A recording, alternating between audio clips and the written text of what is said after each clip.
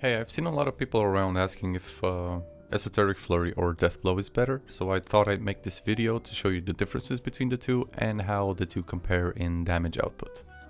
So as a Striker main, I've played Striker since launch. In the NA EU versions, I play on EU Central, and this is my Striker, 1512 item level. I play both builds because I find just playing one of them gets a bit stale after a while, so I just built both. I leveled up as Esoteric Flurry because I couldn't afford Deathblow, and when I got the chance to actually build up my roster and save up some gold, I actually built my Deathblow build as well. So in terms of how the two compare, I would say Deathblow performs better in a raid scenario, because of just how the fights are structured and how much time you have available to output your damage. Since Deathblow abilities do more damage, like crit higher and stuff like that, you will ultimately do more damage just because of how fights are, as I said, are structured.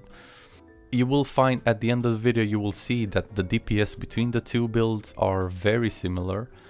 The problem with consistent DPS builds and classes is you will not have that DPS window available, and where burst classes win over consistent classes is the boss will teleport around. You only have like a 6-second window available to actually pump out damage. Very rarely you have more, and while you dodge mechanics and you know, avoid patterns and stuff like that, your abilities will actually come off cooldown and you can actually output the same amount of high damage, as opposed to a consistent class that just needs to be in the boss's ass 24/7 and utilize that cooldown reduction from your swiftness to actually outperform a specialization class.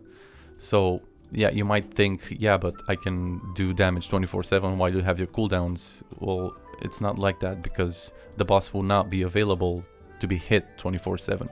So I have time to get my abilities off cooldown, and you will not be able to hit anything even if you have your abilities available. So yeah, let's get into it. I will talk about builds, the tripods, the gems you need, the rotations you just do for each build, damage per cycle, as in the damage you can actually output on a boss in those 5 to 6 second windows. And I'll do just a DPS rotation for 1 minute just for fun, just so you can see. But DPS rotations on Trixion dummy for whatever minutes, they don't translate to anything in real raid scenarios, as I've explained a bit earlier. But yeah, let's begin.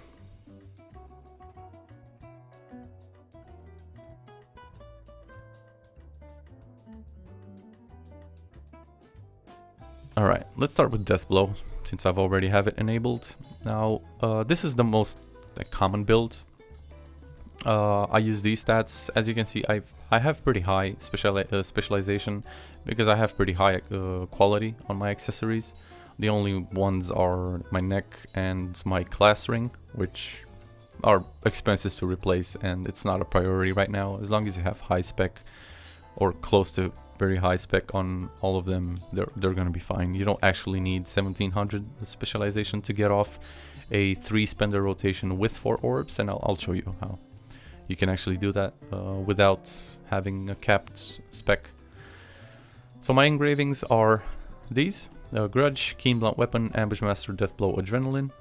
I opted for Keen Blunt Weapon as opposed to Curse Doll, which will perform better from a DPS standpoint with the current amount of crit available, because we will soon get the bracelets with Belshazzar and your crit will go up, actually making Keen Blunt more efficient than Curse Doll. But Curse Doll is a very viable option.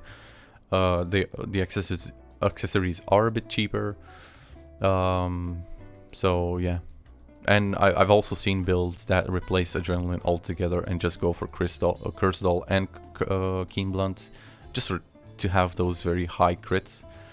But the problem with that is 15% crit matters a lot on throughout the entire fight, and you will find that your abilities will, like, not critting a lightning tiger strike feels so bad. That's why you actually want adrenaline, and I think it's in the long run it performs better, even if you get that like adrenaline rush from a very big crit with Curse Doll and Keen Blunt together. I don't know, I don't like it. I prefer adrenaline any day over Curse Doll, or over either one of them. Okay, gems. Pretty standard. You want damage gems and cooldown gems on 3 spenders, and then you want cooldown gems on all your builders, basically. So the rest of your... So you want cooldown gems on all of your abilities and damage gems on your spenders. That makes up for 11 gems total. Cards, I use just Lost Wind Cliff right now because I don't have my Light of Salvation 18 yet. I might swap when I get 18, but I'm not so sure. I am also building out my Umar Fatal Lazanith's card sets. I'm just missing a lot of like Beatrices and Galators, which will take a lot of time to build, but eventually this will be your best in slot for Striker and SO War Dancer. Until we get there, Light of Salvation is the way to go, and Lost Wind Cliff right now. But yeah. So this is my Deathblow build. And Esoteric looks something like this. This is pretty standard 1:1:2 ratio on your stats. With the bracers, you will use crit spec, same as Deathblow. This is the beauty of Striker, in my opinion. You can swap between the two builds with very minimal additional cost as far as tripods, stats, or bracelets, I guess, and gems go. You'll basically use the same. So regarding gems, for switching from one to the other, you will only swap out 2 gems, and you will replace, if you want to build your 4 spender rotation, you're going to get Call of the Wind God damage and cooldown additionally, instead of Storm Dragon Kick cooldown gem and Vicious Tiger Strike, which is replaced by Tornado. And engravings, I'm using a bit of an unconventional build on my SO, strictly because I don't think a lot of people consider the amount of self buffs you can actually provide. And as a side note, this is I built this with a raid scenario in mind. So this is obviously in raids you have supports who have the Yearning set, that gives you additional attack speed and movement speed. So you account for that when you think about these. And I also generally use the Peyto wine, which is this movement speed by 3 and attack speed by 3. Depending on which set I'm using, build I'm using one of these wines. For Esoteric, I'm using the attack speed one, just to nullify this attack speed reduction from mass increase. And I will show you how that actually translates in your full rotation. And we can, of course, you might know this, but you can simulate a support in your group in Trixion as well. Just the support existing, not any additional buffs, right? So you can, in the Book of Coordination, you can just add Spirit Absorption, level 3. This accounts for Yearning level 2 set, which gives 11% movement speed and attack speed, and Peyto wine. So another 3%, that's 14%, 1% off, it doesn't matter that much, it's whatever. You're overcapped by so much that it doesn't matter. And you also get, you can also get stabilized status for the 8% damage increase, which you get from dexterity, just from the support attacking the boss. So this is just an aura that you have all the time. No abilities additional used by the support, right? Alright, as far as tripods go, for Esoteric Flurry, I'm using pretty much standard Deathblow tripods. which again is the beauty if you want to swap between two or have both builds available. That's why I built mine, because they're so easy to swap out. Sky Shattering Blow uses excellent mobility, a Blessing of the Wind. This is key for Esoteric, especially for this build, and abundant resources.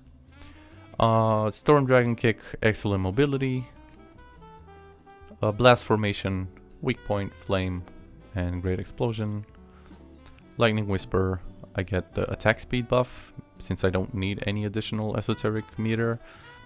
And then Quick Prep, Fatal Lightning. Moonflash, I get level 1 White Flame Kick, it's enough. Excellent mobility, just to have the cooldown reduction so the rotation flows better. And Full Moon Kick, just for the damage. As for the spenders, I have, I already mentioned Blast Formation, Weak Point, Flame Destruction, Great Explosion. Then I have Lightning Tiger Strike, pretty standard, all damage tripods. And then, this is where it changes up a bit. For my Tiger Emerges, I'm using Quick Prep Single Hit and this tripod, Hosung-yuk, I guess it's pronounced, instead of Ascension. Now, the reason I'm using this is because it has a faster animation. The damage is very similar between the two. I tested it multiple times, and it's pretty similar. The only way this deals less damage than this is if more than less of the hits actually crit on this. But you can also not crit one of your two Ascension hits and just do less damage. But all in all, overall, they do similar damage. But this just has a faster cast animation, and I'll show you why this matters. And when we come to the fourth spender, we have Call of the Wind God, the Tornado, and you use Lightning Storm, Growth Attack, and this is the different one. You don't use Summon Storm in this build, you use Raging Storm, and that's because Summon Storm changes this to normal, so you just send off a tornado that you have no control over. It just deals damage, and it removes the back attack effect. And in my opinion, that defeats the whole purpose of Ambush Master and Entropy. You lose about half the damage on this ability alone, just by taking Summon Storm. And the silly part is you actually don't have anything else to do in that time. If you actually like cast a tornado, shoot a tornado off, you're just sitting around doing nothing. So might as well hold it and get a huge damage boost from Entropy and Ambush Master. Alright, and you can also move around with it and reposition if the boss turns and stuff. You can follow it around, which is great. As far as the runes go, I have Epic Wealth on my Sky Shattering, Legendary Gale Wind on Tornado, Rage on Storm Dragon Kick, Gale Wind Blast Formation, Epic Wealth on Lightning Whisper, Legendary Wealth on Moonflash Kick, and Gale Winds on the rest of my abilities. On Tiger Emerges, you can replace this Gale Wind with Overwhelm if you want to do more stagger, but the build itself does a lot of stagger by itself, because your Tornado is a high stagger damage, high stagger ability. Your Uppercut is a high stagger ability. Mid-high. Oh, it's a mid. Sorry. And then you have mid on your Moonflash Kick, and that's about it. So it does enough stagger as it is. You don't need it. And the reason I put Gale Wing on it is because it helps me make the animation even faster, so I fit all three spenders into my Lightning Whisper and Sky Shattering Blow self buffs duration. So this you see Blessing of the Wind gives you a 17% movement and attack speed for 3.7 seconds. At level 5 this is 19% for 4 seconds. And Light's Blessing gives you 8% for 6 seconds. So these together nullify the effects of mass increase and max your movement speed for Raid Captain. So you actually get maximum efficiency for both of these engravings with no downsides. So you're not going to feel the 10% attack speed minus, and you will cap at 18% additional damage on your Raid Captain, which are better than Cursed Doll and Keenblown Weapon together. And you actually crit higher using these two than using Keen Blunt as well. Alright, so let me show you on Deathblow my tripods. So you have Sky Shattering Blow with Epic Wealth, same tripods as Eso. You have Vicious Tiger Dance with Vital Point Hit. You can take Concussion if you lack Stagger, but this is just fine for any content. Down Strike and Efficient Strike with Legendary Wealth on it, by the way. And this is crucial for the 4-spender build with 4 orbs. With 3-spender build, sorry. With 4 orbs. And I'll show you the rotation. Then you have Storm Dragon Kick with Esoteric Extortion level 1. And then this is key for building your 4 orbs for blast formation at the end. Otherwise you're gonna have to fit a lot of auto attacks in, or just settle with using blast formation with 3 orbs, but that's just the DPS loss and we can't have that. And then we have blast formation with a Gale Wind rune on it, same tripods as Eso.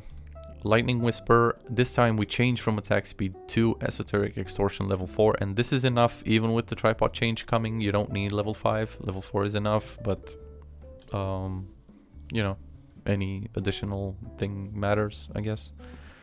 And then Quick Prep, Fatal Lightning, the same as Eso, and this has an Epic Wealth on it. Moonflash Kick, White Flame Kick, maxed out, ideally don't need more, but yeah.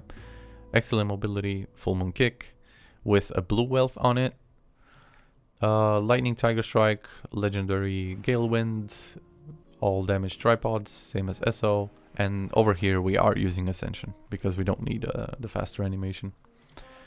With an Epic Gale Wind or Overwhelm, whatever you want on it.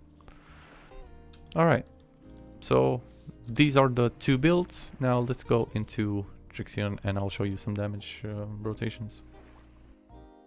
Alrighty, let's do Deathblow first, right? So when you start the fight, you won't have any orbs, so let's just build up our orbs first. Now the standard rotation is you have 2 abilities to build up, 1 spender, then these 2 abilities, another spender, and then these 3 abilities together. You have to build 4 orbs for blast formation, right? So let's see how that, this doesn't matter, I'm capping out anyway, so bam, 4 orbs, Lightning Tiger Strike, right? Then Vicious Tiger Dance, Moonflash Kick, 4 orbs, Tiger Emerges. Then Sky Shattering, Storm Dragon, Tiger Dance, and I'm just missing a sliver of meter, and that fixes it with just 1 right click, 1 auto attack. I have 4 orbs to use my blast formation. So this is 3 spender rotation with 4 orbs. Yeah, let's do it again at max speed.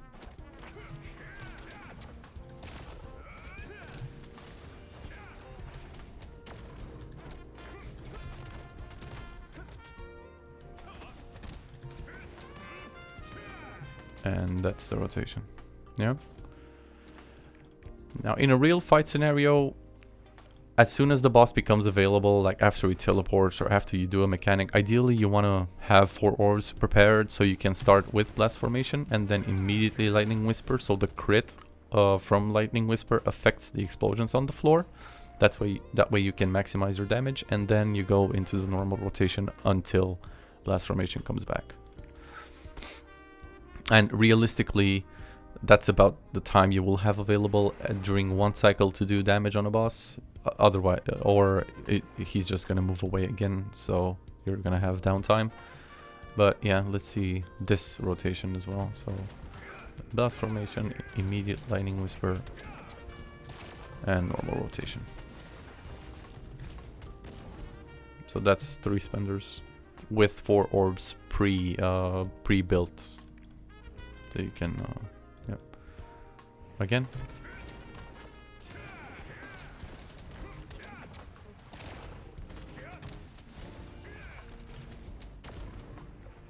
Alright. And that does about, I think, 100 million damage from all your rotations. Now let's simulate, as I showed you earlier, let's simulate a support in our group with Spirit Absorption and Pato Wine, and just standard stabilized status level 2 for the 8% damage from dexterity buff.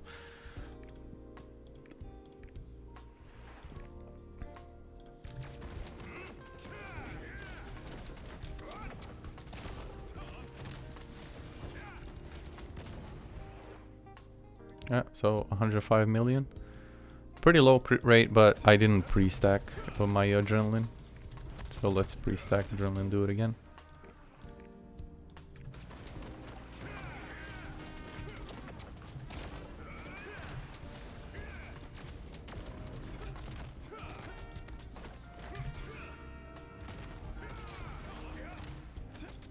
And then from here you just do it again, which is flows pretty nicely, but it's easy to make it look that simple on a Trixion dummy.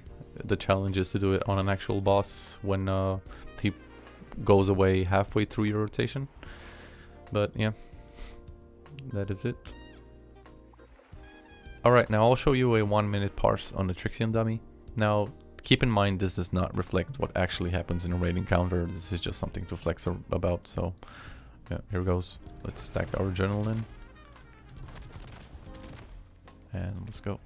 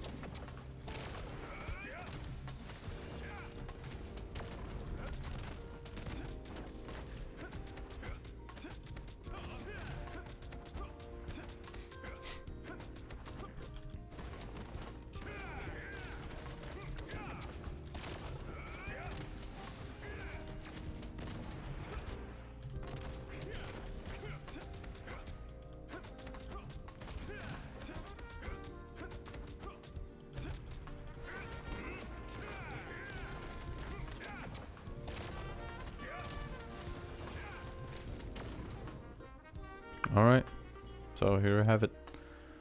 7.5 million, 450 million damage done with an 81% crit chance. This is a bit high, like I got lucky with this run. It's somewhere around 7 million consistently, but yeah, it does a lot of damage. But as I said, you know, you won't have this much time available. Alright, let's swap over to our ESO build and I'll show you the same thing for this. Okay, we're in our ESO build now. Now, the one thing I wanted to add onto the tripod explanation and stuff, and why this build works with this ability setup, right? So the one way you can nullify mass increase and cap out raid captain is by using all your spenders, so 3 spenders during your Lightning Whisper and Sky Shattering Blow buff rotation. So you have 17% extra with 8% extra movement speed and ability and attack speed. Couple that with the Yearning buff you get from your support, you will be more than overcapped, so you can actually cancel out the minus 10% attack speed on mass increase and gain the full 18% damage increase from raid captain. And I can actually show you that if I do this. Oh, sorry. So this is my movement speed, 140, and 134 with at least an 8% from the support. You will be overcapped on attack speed. And keep in mind you also have the pay to wines. Yeah, so let's actually simulate the support again.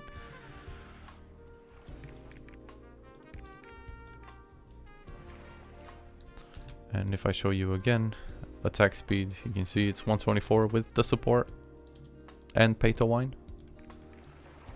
So just Lightning Whisper, Sky Shattering Blow, uncapped, right? Now you might be thinking, dude, but these buffs only last for 4 seconds, right? This is 4 seconds, this is 6 seconds, yeah? So how am I gonna fit all my spenders in that one thing? Well, the whole rotation works like this. So you want to, from the beginning, let me just spend these. So let's say you start out the fight, you have no orbs built up, right? Use Sky Shatter, Moonflash, and then Storm Dragon, and you have 2 orbs and 3/4, let's say, right? This is enough for you to cast 1 spender into capping it out again at 3, yeah? So we do Blast Formation into Lightning Whisper, we're at 3 again because we do Sky Shattering Blow as well right after. Now, the reason you do this in this order is, again, you want to cast your Blast Formation and then Lightning Whisper immediately after, so the explosions that go off on the floor are affected by the crit you land from Lightning Whisper on the boss. And then, since this is 6 seconds, you want to couple it with a 4-second buff, so they actually sync up quite nicely. If you cast Sky Shattering first, you only have, you know, 4 seconds available. Couple that, you'll only have 2 seconds from when you cast Lightning Whisper to actually get your damage off, and that doesn't work because you'll run out of movement and attack speed by the time you get to your tornado. And the beauty of it is you actually have enough time to fit all your 3 and finish the holding animation on your tornado before these 2 buffs expire. So let me show you that. So let's just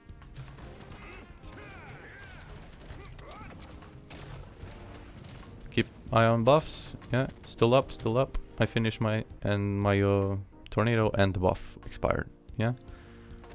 So you lose nothing from it and you have your full potential damage inside of these 2 buffs. Alright, actually, let's do this. Alright, now this is a full rotation on your ESO build with no spenders built up yet. With no orbs, I mean. So let's go. We got a Rage Prot. Perfect.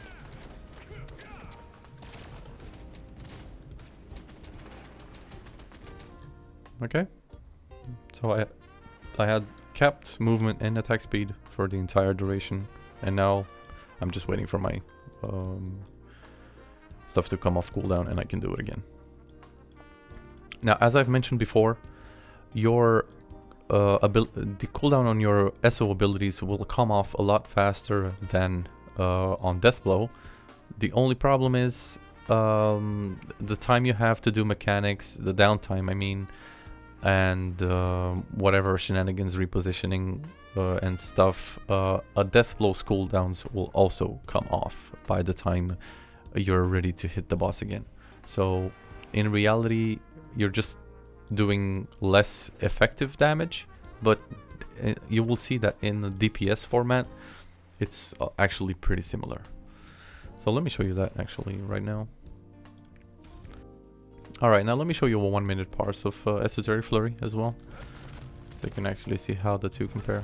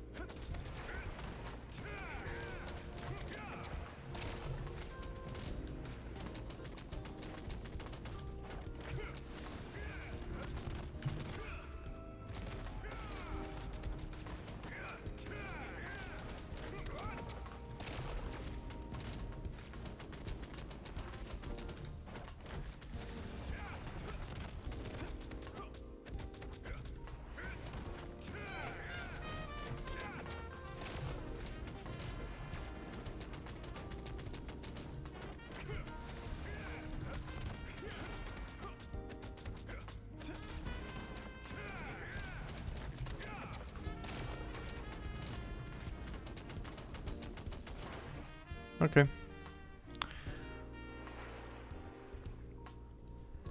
Alright, so as you can see, this is 6.5 million versus 7.5 million from Deathblow.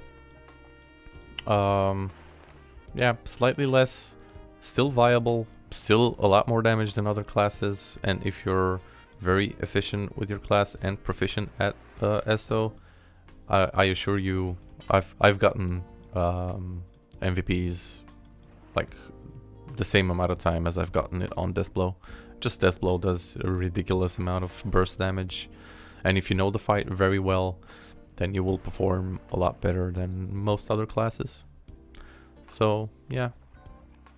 Alright, one thing to note as a last difference between the two is that a swiftness class will always be cheaper to build than a spec class.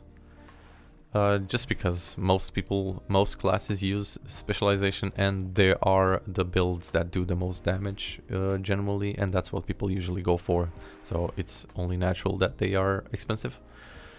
And the best part about this ESO build is that it is very cheap to build, since it's raid captain and mass increase. Not a lot of people use raid captain and mass increase.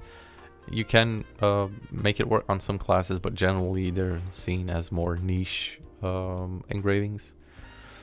It just so happens that for this build they work perfectly together, and they synergize well with your toolkit. So yeah, you can actually make it, like, build it very cheap.